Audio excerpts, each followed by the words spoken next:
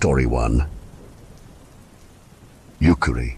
At the intersection, I could go right and head home, but turning left would take me to the source of my nightmare, to the incident I haven't been brave enough to revisit, to the place I encountered them, the abandoned, the slow.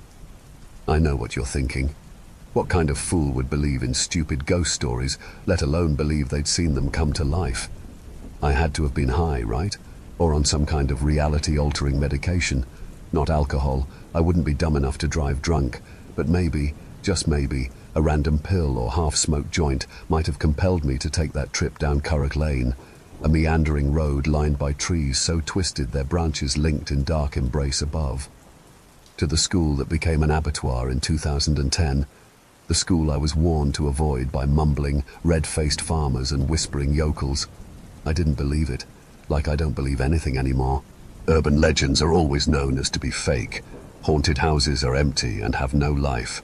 Ghost stories are written by David Walliams. But I'm not one to give up hope, hence why I decided to explore when I heard the rumors. Against dear Daria's advice. "I know what you're like with a mystery," she said, "but at your age, you should know better. The only thing your curiosity ever gets you us is trouble. Stop chasing phantoms, chase a job, take a course, upskill. Get back on your feet so we can rent somewhere in the city instead of slumming it in your dead grandmother's cottage." That was Daria. Supportive and loving once, now cautious and dull. No sign of the girl I'd met and married, who used to spend weekends snooping in castle ruins with me and slumming it at horror conventions. Before we had kids and the print industry contracted, before I was made redundant and we had to give up our Kensington apartment and return to Ireland and the county of my birth. Yeah, before all that. But where was the harm, I said. Being mature, responsible adults didn't mean life had to be all budgets and housework and chores. We could still let our imaginations roam. We could still expect fantasy, hunt for ghosts in attics and fairies in gardens. The argument might have held water if we weren't living hand-to-mouth in a damp, run-down hovel in fucking Kildare. All the more reason escape was needed, from bills and failure and reality. But it turned out Daria was right. I found what I was looking for, and yes, it was trouble. And no, I wasn't drunk, and I hadn't smoked or taken drugs. If I had, it would have been easier to explain away the things I know I saw, the slow things lurking in the shadows. Curragh Lane ended at the school, the ex-residence of an earl from a bygone era. In the 90s, it was bought and converted into an academy, the Yukuri Academy, to cater to the children of wealthy Japanese businessmen who'd relocated to Ireland to work in the booming equestrian industry. Yukuri, the Japanese word for slowly, to emphasize a steady pace of learning. For a time it did well and flourished, but when recession hit in the noughties, it received a swift bullet to the head. As trainer contracts were cancelled, breeders were retrenched and veterinarians were laid off, families packed up and went home, and the school, without traffic, became redundant. By the end of 2010, its student numbers had dropped from 80 to just over a dozen boarders whose parents had already returned to Japan or been sent on to work in other countries, leaving their children behind, to finish out the term, to not interrupt their education, or just because they didn't want to bring them. To Dubai or Riyadh or Chantilly, because living your life and following dreams is not so easy with kids. I might be being unfair. I'm sure those parents really did want the best for their children, a solid education, fluency in English, business acumen. By all accounts, Yukuri offered top-class academics and a prestigious international staff, Americans, Canadians, Brits, all of whom lost their jobs as enrollment dropped, as families took their kids and vacated, all except the parents of those who had nowhere to go when the school shut down, the abandoned, the slow. I wasn't around when it happened, so I don't know how it all panned out. I only have the stories that tell of how the principal, Higasaki, kept the place going while he waited for the parents to return. Some did accept their responsibilities as the bearers of humans and collected or sent for their kids. Others chose to delay the happy reunion or wash their hands of their burdens. Whatever the case, as the story goes, sometime between November 2010 and February 2011, when some finally invested parents did show up, during one of the harshest winters Ireland H suffered in years, something happened, and Higasaki and his boarders, kids aged 13 to 16, were killed. stabbed, strangled, suffocated, dismembered, or drowned. And nobody could figure out who was responsible. Ukuri's power was cut off due to lack of funds. Oil tanks hadn't been refilled. Phone bills hadn't been paid, so all lines of communication to the outside world were severed. Not that it was that far off the grid. I mean, it's right there. At the end of this lane, a twisty, turny, tree-throttled road with one stop. Once, they'd have called it a manor. Stables and outhouses scattered across the grounds, east and west wings spread wide like welcoming arms. Gables rose into the sky, pillars held up balconies that had faded with time. Ivy-covered walls, weed-filled driveways, overgrown gardens. Metal fencing traced the perimeter of the estate, and at its mouth stood a rusty, wrought-iron gate, real movie stuff, eerie, noir, especially just after it was abandoned and was left to fall apart. 15 years ago. It was forgotten in a horse country. When I went to explore it in April, I was surprised. It was more intimidating than I'd had any right to expect. The gates had been secured by investigating officers after they removed bodies and parts, secured evidence, hosed the place down. But my trusty bolt cutters were up for the job. Not the first time I'd used them, but it was the first time I'd done it without Daria keeping watch for nosy neighbors. She'd refused point blank to come, too busy looking after the kids. Dinner had to be made, homework done, laundry folded, and a pissy teenager unhappy with having to leave her friends in the UK to move to a backwoods miserable shithole needed to be placated. Of course, but that wasn't going to stop me, my sense of adventure. Local rumors said the school was haunted by the ghosts of Higasaki and his students, shadowy beings that slithered and slunk inside the academy's grounds, creeping and crawling at a sluggish, otherworldly pace. They'd been spotted by passers-by, dog walkers, farmers searching for lost sheep.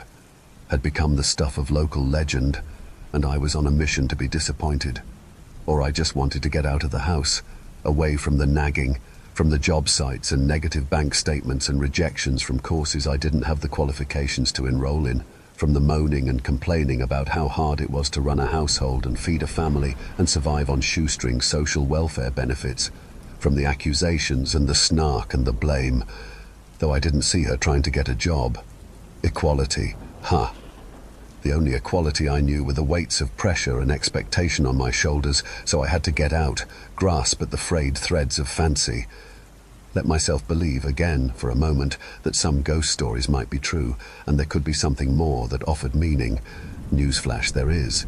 No, nobody ever figured out what happened in Ukuri. The evidence wasn't there to put it together. Plenty of theories. Easiest to arrive at was that Higasaki murdered the kids, then took himself out. His motivation? Not much about his past came to light this side of the world, but maybe he did it as a mercy, when he realized the kids' parents weren't coming back, that they were unwanted, had nowhere to go. Maybe he didn't either. Maybe he came to the school to hide from his own past and demons, and faced with the prospect of returning to them. Maybe it was best for them all. Good father. Or maybe he went Jack Torrance in The Shining, trapped inside a snowbound school with 13 sulking teens during one of the coldest winters on record. Angry teens who'd been left to fend for themselves. Maybe they hated each other. Maybe Higasaki hated them because he couldn't leave, couldn't go home or to Dubai to bask in the sun. He was responsible for his family, and he took that responsibility seriously, like any good father, until he couldn't. Plausible, but doesn't explain Higasaki's own dismemberment unless he was very creative. Maybe one of the kids did it. Maybe a random stranger, or Ukuri itself. Maybe I'll find out if I go back. Turn left instead of right. Drive to the end of Curragh Lane, park outside the gates I left gaping open when I fled from the ghosts in the manor, the ones I disturbed by intruding, exploring, reading English entries in homework journals and diaries that had been left behind, trying to solve the mystery, trying to get myself in trouble. They sensed it. They knew. My tortured soul called and they came.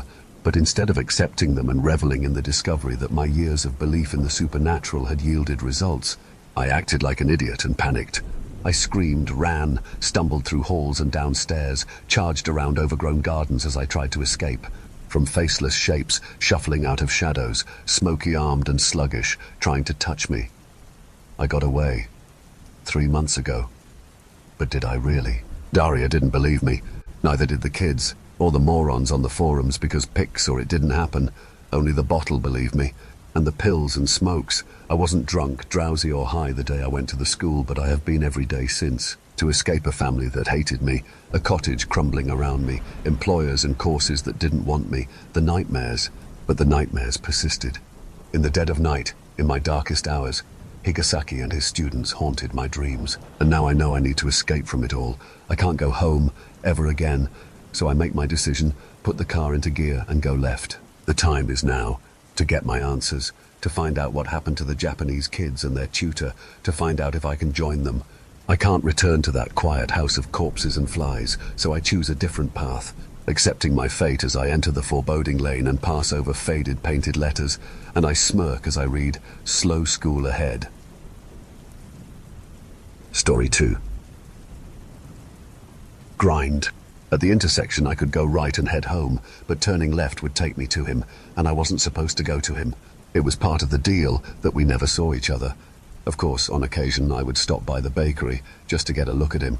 He was the owner and also the baker and didn't work the counter.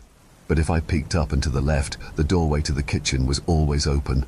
And there he was, navy blue t-shirt, regardless of the weather.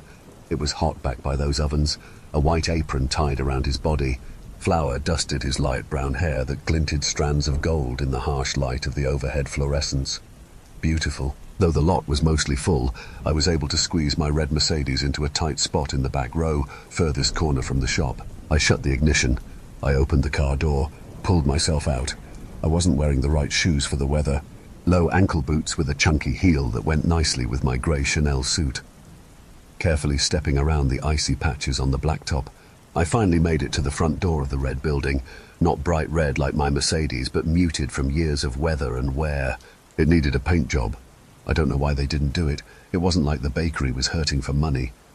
I slipped a little, then righted myself. I could smell the bread, the sugar, the cinnamon, stronger and stronger as I got closer to the building.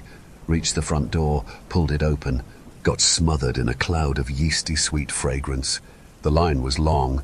The line was always long, sometimes out the door. The bakery had a reputation, not just in our small town, but in numerous neighboring towns and counties. People lined up just for a taste. There was something about the baked goods here. People couldn't put their fingers on it. And Dave, the baker, owner with the gold strands in his hair, never shared his secrets, not even with his assistants. I took my spot at the end of the line, brushing imaginary dust off my black wool coat, looked around, watching people eat Dave's confections. Me, I would just order a latte. I would never eat anything from here. If people only knew what I did for a living, no one would ever guess. From my perfectly highlighted hair to my expensive clothes, I looked like a well-off woman in her early 40s, still hanging on to that precious little time I had before the inevitable fillers and face work. The inside of the bakery was not terribly cozy, at least not like a coffee shop on a college campus, or one where people stayed for hours working on their laptops, making the shop an office for their hybrid jobs. When you walked in, the counter was immediately to the right, running almost the entirety of the wall, stopping at the cash register. It was an old-fashioned cash register, the kind that dinged every time it was opened for a sale. This was a cash-only place, unusual for our times, yes, but the policy didn't seem to affect the business. Didn't hurt that there was a bank next door where customers could hit the ATM. I heard a woman mumble to her friend, "Wail till you taste coffee cake. You've never had anything in your life like it." "Why?" her friend said. "What's so different about it?" I smiled to myself. The walls were the same worn red as the outside of the building, and the floor was made of tiny black and white hexagon tiles, arranged in what was supposed to be a pretty pattern. The floor, while clean, was also worn, the black tiles faded and the white tiles grey from years of people walking on them, carrying dirt in from outside. The tables scattered around were tiny, faux white marble with gold metal chairs around them. The chairs were not intended to be comfortable, their only padding a thin white cushioned seat, discouraging any loitering. People got what they came for, maybe sat down and ate it, maybe left with it. And yet there was what looked like a college student in the back corner, trying to make the most of the uncomfortable setup, his laptop precariously hanging over the edge of the table, books on the chair next to him, his coffee and cake at his elbow. No doubt the discomfort of the chair felt like a rod going up his tailbone. All sorts of people came here, from the college student to blue-collar construction workers in their heavy plaids and tan work boots, to yoga mums trying to jam their strollers into the small space, to the elderly, to high schoolers. Today there was a mum with a shrieking toddler. She was holding him by the arm, or trying to, as the kid kept trying to pull away and throw himself on the floor. He wore a grey, puffy coat with white dinosaurs on it. I could handle a lot. It was part of my job. To handle things most people couldn't even conceive of and never thought about. But shrieking children, it made me want to grab my knives, go up to one of these entitled mothers who thought their little darlings took precedence over my peace and quiet, shove the blade up under her chin, and tell her to take her kid the fuck out of here. But my knives were in the car, not in my coat pockets, not hidden in my boot. While the child still shrieked, I watched with disgust as an overweight man got a chocolate eclair, and even before he fully turned around to leave or sit at a table, shoved half the pastry into his mouth, cream squishing out the sides, filling the corners of his mouth. He said, licked the cream off his fingers. He grabbed from the counter the crisp white bag that obviously held more goodies, shoved the other half of the eclair into his mouth as he headed toward the door, and wiped the cream off his lips with his thumb, then shoved the cream into his mouth. Disgusting. Judging by the people on the line, which was now out the door, allowing a welcome cold draft into the otherwise stuffy room, they agreed with me. I would never do that. Not even in private would I eat my food that way. Yes, I deal with mess and horrifying things at my job, but I don't do messy and horrifying things in public and make everyone else sick from my rude behavior. No, the way I comported myself and dressed, you'd think I was some high-powered businesswoman, maybe an attorney. Maybe these patrons wouldn't be so quick to eat here if they knew I had something to do with it. I finally reached the front of the line. "Black coffee?" the young woman working the counter asked. "Yes," I said. "They know me here." I looked to my left to see if I could see Dave, beautiful and completely in his element, covered in my work. He turned and caught my eye, held it for a moment, frowning, then turned away. He was angry that I was here. Why was it so upsetting to him? I watched as he brushed flour-covered hands down the front of his apron, then walk away. He has a lot of nerve looking down his nose at me. The woman behind me was asking the counter girl, "What do you put in your baked goods? Is there a secret ingredient? I mean, I've just never tasted anything like it." The girl just smiled. She didn't know. She handed me my coffee in exchange for a $10 bill, which I told her, as usual, to keep, then looked around the room. I got lucky. Just as I turned around, a woman and her friend got up from one of the little tables. One of the workers came by to bus my table and wipe it down for me before I sat down.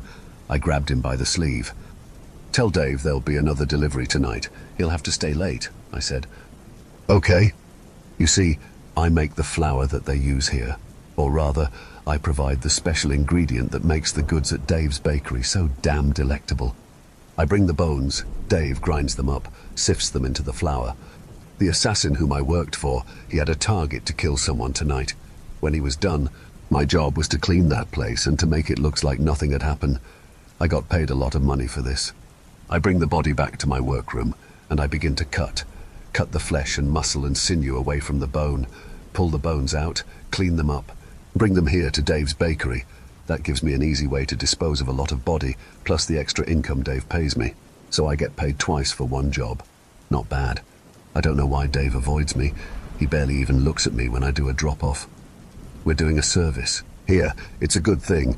Dave helps me dispose of things that are usually hard to dispose of, and the bones make the baked goods taste amazing. Supposedly. I'd never tried one myself. I don't want to eat a person. I'm a vegan. But what nobody else knew wouldn't kill them. Pun intended. Though why wouldn't Dave look at me? We were in this together.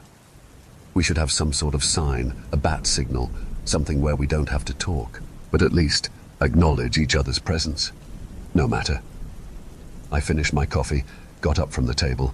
I had a meeting to get to with the owner of a mum-and-pop burger joint, see if they'd be interested in adding a special ingredient to their food. Story 3. Finishing nail. John was very busy. He had to work from home because his daughter was ill. His boss was sick of it. This had already happened on 2 other occasions this month, and a deadline was looming. He reached for another file while keeping his eyes on the screen. He yanks it from the bottom of the stack and hurriedly opens it, just as his full cup of coffee lands on the floor, spraying him and the light grey carpet with a heavy dose of caffeine. Shit! He had run into the other room to check something real quickly. A little thought, a bit of inspiration, had popped into his sleep-deprived mind just moments ago. He knew himself well enough to realize that he had to get it down now, or he would lose it forever. He couldn't risk losing this memory. If he was right, it would solve a nagging problem that had been plaguing him for over a week. If he came back with a solution, he might have a shot at being let off the hook instead of losing his job. He runs into the kitchen to grab a towel. File still in hand, he clumsily tries to navigate through the assorted documents as he returns to the table. Shit! He yells, hopping on one foot. He has rolled his ankle again on one of his daughter's shoes. He carefully sets it down and puts weight on it. It's fine. It will be purple in 3 days when he has forgotten what happened, but for now, he needs to make sure not to forget his solution. He recites it in his mind as he navigates through the living room and back to his desk. He throws the towels down on the floor and stomps on them a few times to soak up the mess. The file flops down onto the tabletop, and he begins poring over the document before he has even taken his seat. Relieved to be back, he starts typing up his junior-sized piece of information, and aside from a few spelling errors, he's gotten it from brain to screen. He's got it laid out and fact-checked. It seems fine. He doesn't seem to have missed anything glaringly obvious, typos not included. He takes a deep breath and tries to relax. He picks up his mug, which is sticky and laden with carpet lint as much as dried coffee. He moves to the kitchen to get a fresh cup. And then he notices the coffee maker. Instantly frustrated, he sees the coffee pot has no coffee left. Aside from the burnt remains of earlier in the day, he turns it off and removes the pot from the hot plate on the bottom of the appliance. He empties the old grounds in favor of new and starts the process again. He adds an extra scoop this time, certain he is not yet jittery enough. It's been a long week with deadlines flying by, a nagging boss, a broken AC unit, and with Ruby being His thoughts broke. Office memories shattered. He just realized what he had really forgotten. Ruby is homesick. She was running a fever, so he had run her a bath. He had gotten her fresh towels, her new fuzzy pajamas to put on when she gets out. He helped her into the tub. The shampoos and conditioner and other hazards were all out of reach. He gave her her big yellow floating duck nearly the size of a soccer ball. Then he fished all of the baby ducklings out of the basket, especially the green one. You can never forget the green one. If one has an imagination, then green was her second word. Ruby had pointed at the little duck and said, "Een," as though she was making a long deliberated point. The memory of the little duck flew from his mind as he ran down the hall. The bathroom door was still open. The light was still on. The towel was carefully laid flat on the floor outside the tub. If John stopped right now, everything would be fine. The story would end with a carefully prepared bathroom and a nice memory. If you want a happy ending, it does depend on where the story stops. John's story has 6 more steps. Each one of them was worse than the one before. They all blended together as he came into the room. At starting, it looks like she was not there. I think she's out from there by herself, but she was too small. She could be hiding behind the curtain, waiting to jump out and scare him. The curtain was clear, but he tells himself he would have acted surprised anyway. The big yellow duck floated in the middle of the tub. It was dry on the top now. So were all of her babies, everyone except Ian, who was clutched in his daughter's hand as she lay there. In the water, her pale blue eyes brought out the color of her skin. Weeks turned to months, and months turned to breakdowns, to unemployment and divorce. The memory produced boxes into which his belongings disappeared, and nights turned into nightmares. Every night he relived it. When he was awake, he would remember it with an if only or a what if. These thoughts ran through his head over and over. If you could will yourself back in time, John would have achieved it by now. At night, nothing changed. Every action played out exactly as it had that day. The 911 call, the CPR, the stiffness of her body, the arrival of the ambulance, the neighbors congregating behind the fire truck trying to get a peek at the body while John collapsed on the ground. He couldn't get it out of his head. He saw her in crowds. He saw her at 6, at 12, at 16 as a student driver car rolled by. He saw her in the bathroom standing in the tub, blue and ridged and coming to get him. He saw her scared and forgotten. Even Ian could not save her. He was just a plastic duck after all, just a plastic duck that was always with him, on the side of the sink, on the nightstand, and in his pocket now. If only he could stop seeing it everywhere he looked, then maybe he could function again. He ends up in the hospital sick and weak from not eating. His hospital memories are a blur. Someone says he needs to move on. Someone tells him about a scientist that is willing to take risks, maybe prescribe him something off-label. Something might be able to help him get past the memories so he can have a life. His daughter would not want him to punish himself forever. He considers it. Does he even deserve help anyway? He obsesses about it. Eventually he decides to go. He walks by the address he was given. He walks by the address he was given every day, sometimes more than once. Then he starts going in. He panics and leaves more than once before he can work himself up enough to tell her the problem. He's left, too overwhelmed to continue, more than once. To be fair, at this point he is still a flight risk, but now he's going to do it. He's going to go all in. He's left the hospital against medical advice and he has nothing to lose. If he doesn't try this one last time and follow through, he is going to kill himself. Not commit suicide, but simply let himself finish dying. He slowly enters the building. She's already waiting for him. The entrance is otherwise empty this time. He takes a deep breath, trying to steel his tattered nerves. He approaches her desk and starts over again. His last try to move on. His last try for anything. He finishes the story that I now know by heart and looks back up at me. This isn't the first time a patient has started out this way. She begins the conversation again. Story 4. The loop. It took a few seconds to realize I was utterly and completely lost. Not the kind of lost when you're shopping in a grocery store with an unfamiliar layout and the bread is no longer on aisle 3. No, this was the kind of lost that makes your head spin and question whether or not you're even in the same country you started in. I knew I was in the Texas Hill Country, somewhere between Wimberley and my intended destination, Fredericksburg. At least, that was the case 40 minutes ago before my phone died. Mark, don't you have a phone charger? You might ask. Of course I do. In my room, back at the hotel, on my nightstand by the latest issue of Better Homes and Gardens. What? Reading it helps me fall asleep. Up the hill without a map. Not my idea of a perfect vacation if I'm being completely honest. Maybe for some psycho who thrives off the unexpected and randomness of life, but that isn't me. Give me structure and I will thrive. So when I saw the same spindly oak tree for the 4th time, I knew something was off. I continued to drive anyway, just to confirm I was going crazy. The country road I followed seemed to be an endless circuit of dips and rises, which made no sense as driving up a hill was what got me lost in the first place. How I arrived at a circle around a hill was beyond me, and sure enough, 10 minutes later, the same tree showed up on the left at the edge of a field, but this time, something had changed. An ancient pickup truck sat beneath the tree. I pulled over quickly. Maybe whoever owned the vehicle could help me figure out where the heck I was.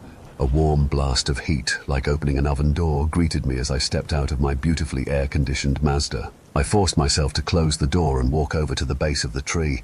The truck was probably blue at some point, but it was hard to tell beneath all the rust. Crates of peaches sat in the truck's bed. There was no tailgate. Hello? My voice stayed close in the thick, hot air. No one answered. Walking around to the cab revealed an empty seat and a half-full bottle of Mexican Coca-Cola. Someone had driven the truck here. They had to be close. Looking for some peaches. I nearly pissed my pants. Spinning around, I was met with the face of an old man. He wore denim overalls over a green checkered button-down. He was tall and spindly like the tree he stood under. His bushy, white eyebrows somehow balanced out the impressive length of his even whiter beard. No thanks, I stammered, sounding like an idiot. You sure? Then be the sweetest peaches this side of the Blanco. My magic touch makes them huge too, see? The man held up a peach nearly the size of a volleyball. That is impressive, but I really just need to find the highway. Do you know how to get to the nearest one? The highway? Yes, 165. I thought I had turned left, but I think I accidentally went straight.